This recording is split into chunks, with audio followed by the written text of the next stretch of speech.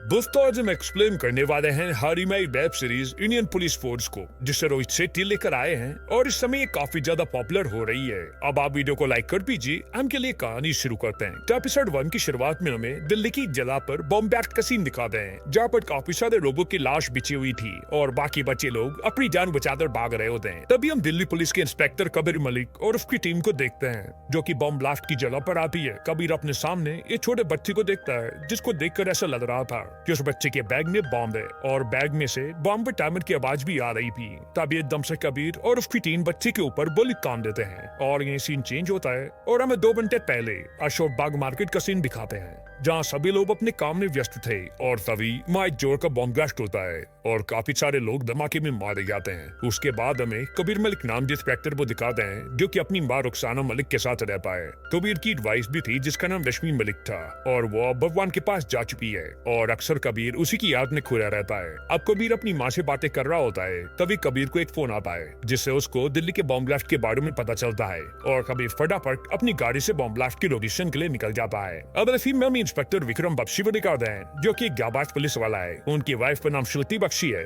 और उन दोनों का एक बेटा है, जिसका नाम आयुष है। विक्रम की वाइफ श्रुति अपने बच्चे को इसको छोड़ने जा रही होती है, तभी कबीर अपने सन विक्रम को दिल्ली के बॉम्ब ब्लास्ट के बारे में बताता है। ये सुनते विक्रम अपनी फैमिली को घर पे रुकने के लिए कहता है और घर से चला जाता है। अब हमें दिल्ली के इंडिया गेट को सीन दिखाते हैं, जहाँ 2 बच्चे खेल रहे थे। तभी एक बच्चे को बेंच के नीचे बॉम्ब मिलता है और जैसे ये बात पुलिस वालों को पता चलती है, वे सारे लोगों को यहाँ से बताकर विक्रम सर को इन्फॉर्म कर देते हैं। तब विक्रम फटाफट अपनी गाड़ी से इंडिया गेट के लिए निकलता है और इधर हम देखते हैं कि कबीर को जिस बच्चे के बैग में बॉम्ब होने का शक था, उसने बॉम्ब नहीं निकलता, लेकिन वह बच्चा बताता है कि उसने बॉम्ब लगाने वाले आदमी को देखा है, जिसने कचरे के डब्बे में एक बैग डाला था। फिर कबीर उस बच्चे को पुलिस स्टेशन भेज देता है ताकि वे उस टेररिस्ट का स्केच बना सके। उसी समय कबीर को उसका कांस्टेबल बताता है कि यूनिवर्सिटी के बाहर एक और बॉम्ब मिला है और कबीर फटाफट वहाँ के लिए निकलता है। इधर इंस्पेक्टर विक्रम अब इंडिया गेट पहुंच जाते हैं, जहाँ वह देखते हैं कि एक बच्चे के हाथ में बॉम्ब है, जिसे देखकर वे सबसे पहले अपने कांस्टेबल को डांटते हैं कि उन्होंने बच्चे के हाथ से बॉम्ब क्यों नहीं लिया।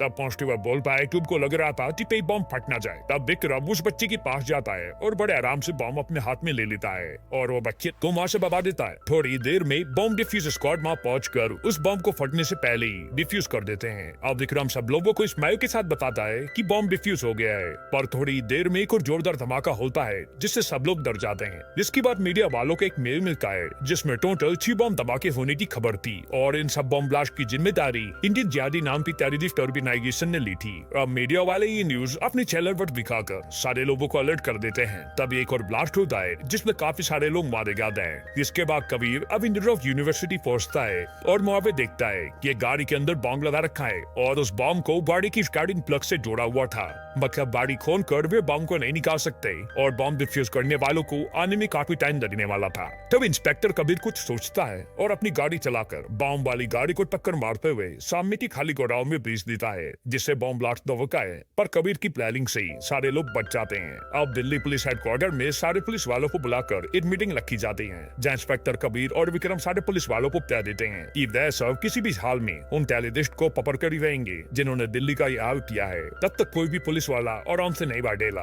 और ना ही अपने घर जाएगा। इधर बच्चा पुलिस स्टेशन में टेररिस्ट का स्केच बनवाने लग जाता है और फिर विक्रम और कबीर तौफीक नाम के आदमी को उठाते हैं, जो कि कुछ भी नहीं बताता। उधर कबीर बंदूक की नोक पर उससे सच गुलवाता है और तौफीक बताता है कि कुछ दिन पहले 4 आदमी यूपी का बॉर्डर पार करके फिरोजनगर आए थे और कुछ ही दिनों में वो वहाँ से गायब हो गए। बाकी का उसको कुछ भी नहीं पता। उसके बाद विक्रम और कबीर डिजिटी गैजेट बंसर से मिलकर उनको सारी इन्फॉर्मेशन देकर कहते हैं कि सेम ऐसे ही ब्लास्ट गुजरात में भी हुए थे, पर उनके पास ऐसे कोई इंटेल इन्फॉर्मेशन नहीं थी जिससे उन्हें पता चल पाए कि दिल्ली में भी ब्लास्ट होने वाले हैं। और वह छोटा बच्चा टेररिस्ट का स्केच बनवा लेता है, जिसको देखकर सारे पुलिस वाले उस आदमी को ढूंढने में लग जाते हैं। फिर हमें जेरार नाम के आदमी को दिखाते हैं, जिसने दिल्ली में ये सारे बॉम्ब ब्लास्ट किए थे। वह फिलहाल दिल्ली में किराए के घर में रह रहा है, जहाँ उसने अपनी पूरी पहचान छुपा कर अपने नाम हैदर रखा है और वो वहाँ इत्र बेचने का काम करता है। अब अदर सीन में नफीसा नाम की लड़की हैदर को मिलकर चाय देती है। तब हमें पता चलता है कि नफीसा और हैदर एक दूसरे को कहीं ना कहीं पसंद बंद करते हैं। फिर हम नफीसा के पिता सईद को देखते हैं, जिनके घर में जरार किराए पर रहता है, और सईद भी जरार के साथ बॉम्ब ब्लास्ट के प्लान में शामिल था। साथ ही नफीसा का एक भाई भी है जिसका नाम मोइम है, पर उसको जरार और उसके पिता के बारे में कुछ भी नहीं पता। जरार अब अपने घर से निकलता है और इधर डीजीपी जयदीप मीडिया में बॉम्ब ब्लास्ट के ऊपर इंटरव्यू देते हैं। यहीं पर एपिसोड 1 खत्म होता है। एपिसोड 2 की शुरुआत में हम पार्क सीन देखते हैं जहाँ इंस्पेक्टर कबीर और उसकी पत्नी रश्मि साथ में थे। तब हमें पता चलता है कि रश्मि की किसी बीमारी के चलते डेथ हो गई थी और कबीर तब से उसे बुला नहीं पाया। और प्रेजेंट में कबीर की मां आकर उसको हौसला देती है, जिसके बाद कबीर अपनी ड्यूटी पर चला जाता है। अदर सीन में कबीर और विक्रम बीजीपी बंसल से मिलते हैं, जहाँ हम एक और नए इंस्पेक्टर तारा शेट्टी को देखते हैं, जो कि खास गुजरात से आई है। वह 80s ऑफिसर है जो कि विक्रम की टीम के साथ मिलकर टेररिस्ट को पकड़ने और इस केस को सॉल्व करने आई थी। अब तारा के मां आते ही उसकी विक्रम से बहस हो जाती है। तब डीजीपी जयदीप तारा और विक्रम को शांत करके एक दूसरे के साथ कोऑपरेट करने के लिए कहते हैं, जिससे वह जल्द से जल्द टेररिस्ट को पकड़ पाए। और फिर डीजीपी के जाने के बाद तारा, विक्रम और कबीर आपस में बातें करते हैं, जिससे उन्हें पता चलता है कि भले तारा और विक्रम की आपस में बहस होती रहती है, पर वह काफी अच्छे दोस्त हैं। और तारा इन दोनों को बताती है कि जब अहमदाबाद में सेम ऐसे ब्लास्ट हुए थे, तब उन्होंने काफी छानबीन करी, जिससे उन्हें एक नंबर मिला था, जो कि उन टेररिस्ट में से किसी एक का नंबर है, लेकिन वो नंबर काफी टाइम से ऑफ है, इसलिए वह उसे ट्रेस नहीं कर पा रहे। फिर तारा बताती है कि उसने उस लैंडलॉर्ड से एक टेररिस्ट का स्केच बनवा लिया था, जिसके घर वो टेररिस्ट चुपके से रह रहा था। अब पुलिस के पास 2 टेररिस्ट के स्केच थे और एक नंबर था, जो कि काफी टाइम से ऑफ है। उसके बाद इस साइड जरार जाकर अपने साथियों से मिलता है और बताता है कि इनकी कामयाबी से उनके सारे लोग खुश हैं और पूरी दुनिया से उनको बधाइयां आ रही हैं। जरार अब अपने साथियों से शबाब के बारे में पूछता है, तब वो बताते हैं कि इसकी तबीयत खराब है। जैसे ही जरार शबाब के पास जाता है, तो हमें पता चलता है कि ये तो वही आदमी है जिसका पुलिस के पास स्केच है। जरार अब शबाब से बात करके उसे मिशन की बधाई देता है। तब शबाब बोलता है कि इसको उसकी फैमिली की काफी याद आ रही है, जिस पर जरार बोलता है कि कुछ दिनों की बात और है, और फिर वह सब अपने अपने घर चले जाएंगे। फिर जरार जाते हुए अपने साथी से कहता है कि शबाब को फोन से दूरी रखना, क्या पता उसकी वजह से हम लोग फंस जाए, क्योंकि वह काफी इमोशनल आदमी है। इसके अगले सीन में पुलिस वाले दिल्ली के सारे हार्डवेयर की दुकान पर जाकर चेक कर रहे हैं, जहाँ से पुलिस को अब्दुल नाम के आदमी के बारे में पता चलता है, जिसने हार्डवेयर की दुकान से ऐसा सामान खरीदा था जिससे बम बना सकते हैं। फिर कबीर और इंस्पेक्टर राणा जाकर अब्दुल को खा लेते हैं और उससे बॉम्ब के बारे में पूछते हैं, मगर अब्दुल बोलता है कि वो तो हलवाई है,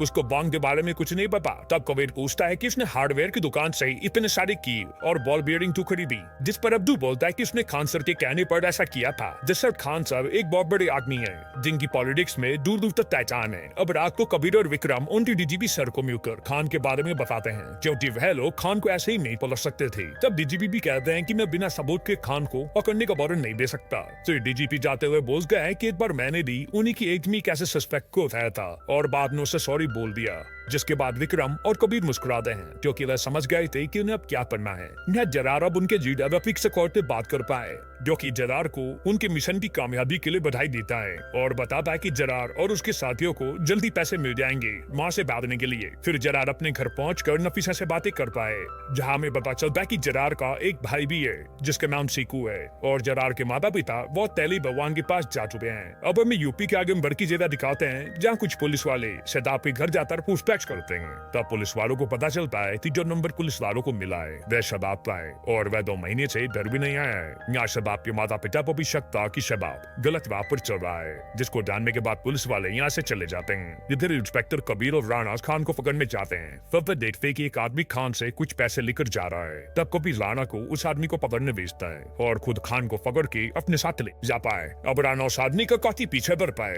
पर वह बचकर भाग गया पाए, क्योंकि राणा उस समय जाम में फंस गया था। फिर हम देखते कि वह आदमी जाकर जरार को पैसे देता है, और यहाँ में पता चलता है कि इस आदमी का नाम सेकू है, जो कि जरार का सगा भाई है। इधर विक्रम और कबीर खान को पकड़कर पूछताछ करते हैं, और वह खान के पोते को भी उठा रहे थे। तब खान पुलिस को बताता है कि स्केच में जो आदमी है उसका नाम शबाब है, और दूसरे वाले को मैं नहीं जानता। और खान मेरी एक आदमी को 2 लाख रुपए और बॉल बेयरिंग दिए थे, जिससे वो बॉम्ब ब्लास्ट हुए थे, बाकी उसे कुछ नहीं पता। जिसके बाद पुलिस वाले खान को अरेस्ट कर लेते हैं। न जरार और सीकू रफी की पूरी फैमिली के साथ लंच करते हैं, जहाँ नफीसा की अम्मी जरार को नफीसा से शादी करने के लिए कहती हैं। फिर थोड़ी देर बाद जरार नफीसा को छत पर शादी के लिए प्रपोज कर देता है, और नफीसा मान जाती है। अब इधर विक्रम कबीर के साथ अपने बेटे के बर्थडे पार्टी में जाता है, जहाँ तारा भी आई थी, और वह सब लोग खूब एंजॉय करते हैं। फिर थोड़ी देर बाद तारा वहाँ से चली जाती है, क्योंकि उसको कुछ काम था। इधर जरार के साथी के घर लाइट चली जाती है। तब सिद्धार्थ चुपके से अपना फोन ऑन करके अपने घर पे फोन ललाता है, क्योंकि उसे अपने फैमिली की काफी याद आ रही थी। और उसी समय सिद्धार्थ का नंबर दिल्ली पुलिस प्लेस कर लेती है।